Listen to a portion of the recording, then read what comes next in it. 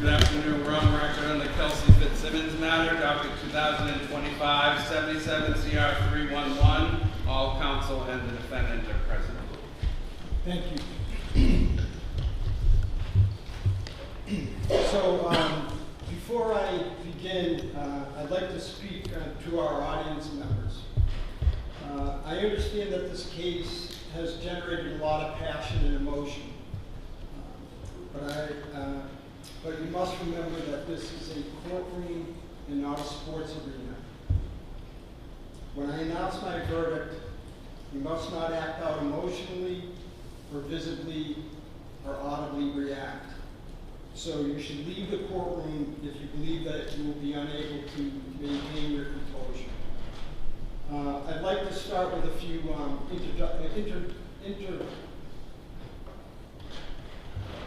introductory words. Let me say this. This is not in my script. This has been one of the more exhausting, hardest things I've had to do as a judge, as an attorney. And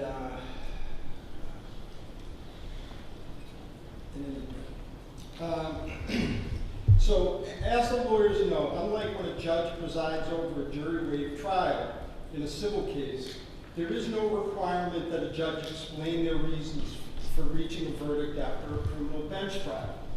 I do so in this case because I think that Ms. Fitzsimmons, Officer Noonan, and all the people involved in the tragic events of June 30, 2025 deserve an explanation.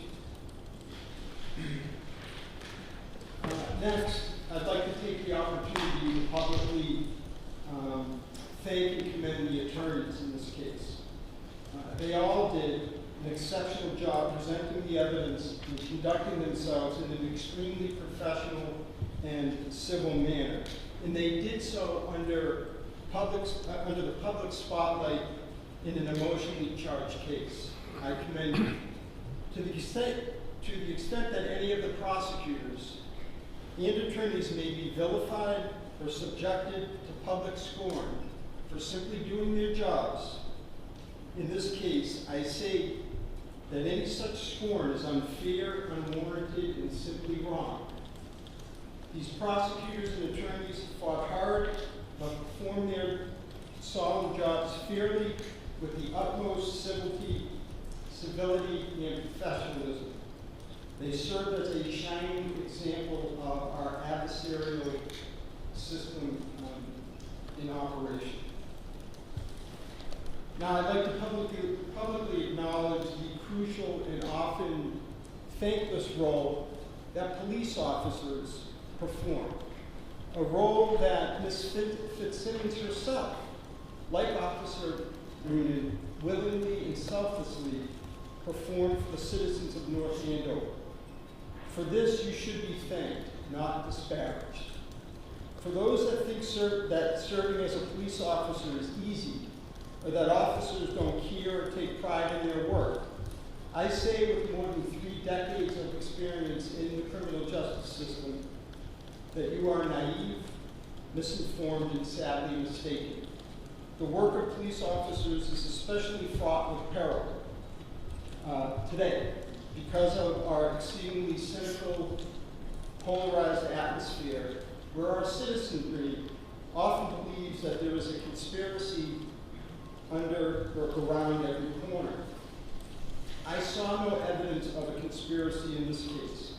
What I saw was dedicated public servants like Officer Noonan and his fellow officers doing the best they could under tragic, rapidly evolving emotional circumstances. What I also saw was a young woman, Ms. Fitzsimmons, who was also a dedicated public servant, react to sudden, confusing, and heartbreaking news. Now let me turn to the evidence and the law. Our system of justice requires me to decide this case solely on the law and the evidence. So the only things I have considered in reaching my verdict are the 98 exhibits admitted during the trial and the testimony of the 11 witnesses that testified here in open court. While it may be cold and uncaring, Our system of justice demands that emotion, sympathy, and concern for the consequences of my decision play no role in my decision. As for the law, in order to prove Ms. Fitzsimmons guilty of the crime of assault by means of a dangerous weapon, the Commonwealth must prove the following three things. We lawyers call these things elements beyond a reasonable doubt. First, that Ms. Simmons committed an assault on Officer Noonan. Second, that Ms. Simmons intended to commit the assault. And third, that the assault was committed by means of a dangerous weapon. The sole issue before me is whether the Commonwealth proved each of these three elements beyond a reasonable doubt. And more specifically, under the circumstances of this case, the narrow issue before me is whether the Commonwealth proved beyond a reasonable doubt that Ms. Fitzsimmons pointed a firearm at Officer Noonan for any perceptible amount of time. What is not before me are the legality of the issuance of the restraining order to Mr. Alain, the reasonableness of the procedure used by the police to serve the restraining order, the legality of Officer Noonan's use of force, and issues regarding the custody of Caden.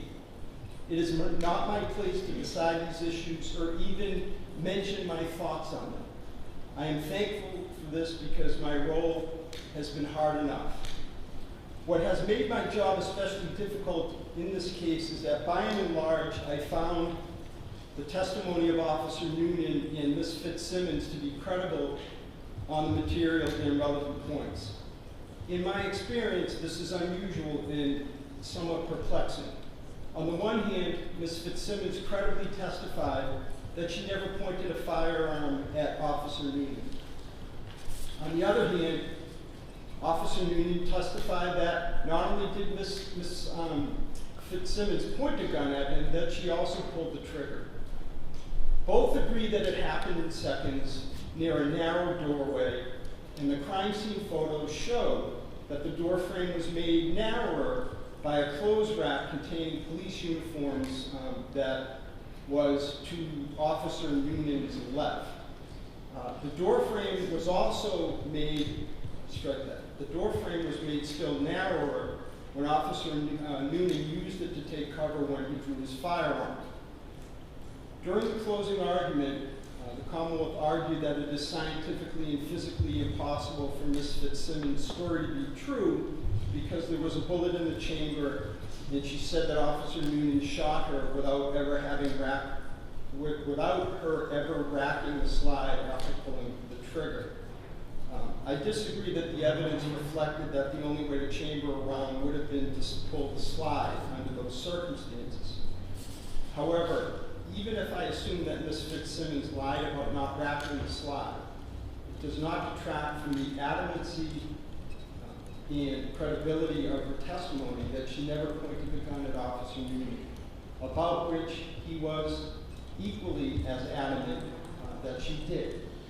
Perhaps the Commonwealth could have easily met its burden if the officers had been wearing body cameras. But under these circumstances, I am left with a reasonable doubt, and I am duty-bound to find that the Commonwealth has not met its burden to prove that Ms. Fitzsimmons committed an assault by means of a dangerous weapon on Officer Noonan, and my verdict is, and must be, not guilty. With that, I will hand the signed verdict slip.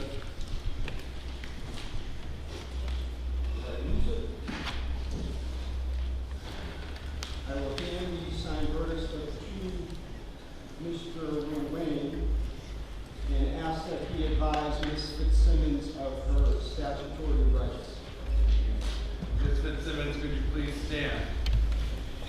On docket 2025, 77 CR 311, count 001, the court having returned a verdict of not guilty, the court orders that you be discharged of this indictment and this indictment only, and go thereof without delay.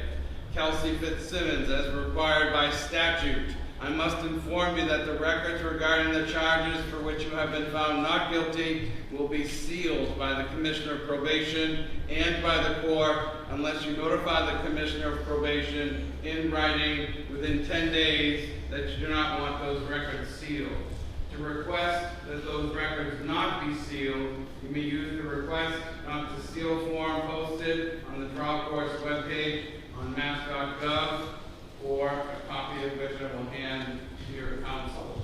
I cannot accept the form here in court. You must submit it to the Commissioner of Probation at the address provided on the form. You understand? Yes, I do. Thank you. Thank you. Court is in recess. Good, all right.